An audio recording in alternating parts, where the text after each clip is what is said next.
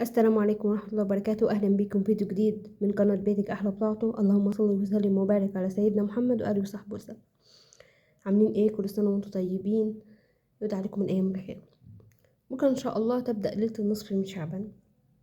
ازاي تفوزي بليلة زي دي؟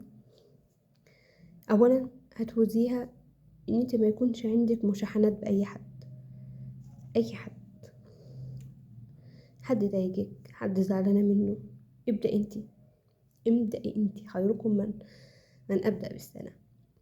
كله عند ربنا ما بيروحش، تمام؟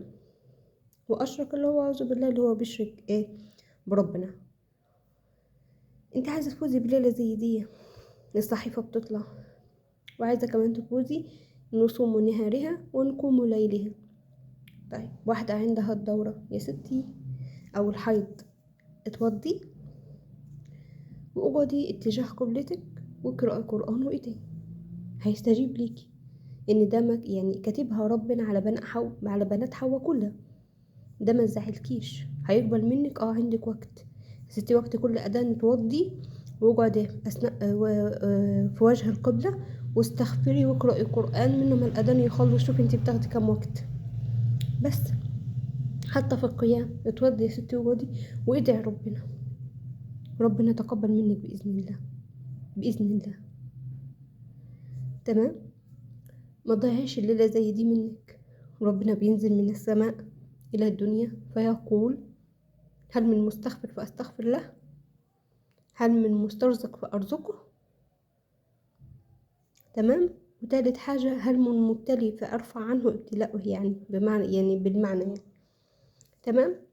يعني ما تضيعيش الليلة دي تحت أي ظرف من الظروف.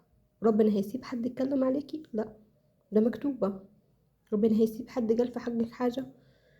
مش هنوقف على بعض على الواحدة. خلاص، اللي قال واللي ما قالش. اللي زعلك وغهرك اوعي عشان قاعدة ان انت تنتجمي منه عشان تضيعي بعد كده لما تقابل وجهك انت وبنت اللي صافية. حقك هيرجعلك. مفيش حاجة عند ربنا بتروح. يعني ربنا هو اللي بيطيب الخواطر. يعني اللي ممكن ما تقدريش تاخديه طول السنة تاخديه في الليلة دي، يبقى ما تضيعهاش تحت اي ظرف من الظروف. تمام. ربنا يبلغنا واياكم شهر رمضان على خير، واترككم في رعاية الله وامنه، والسلام عليكم ورحمة الله وبركاته.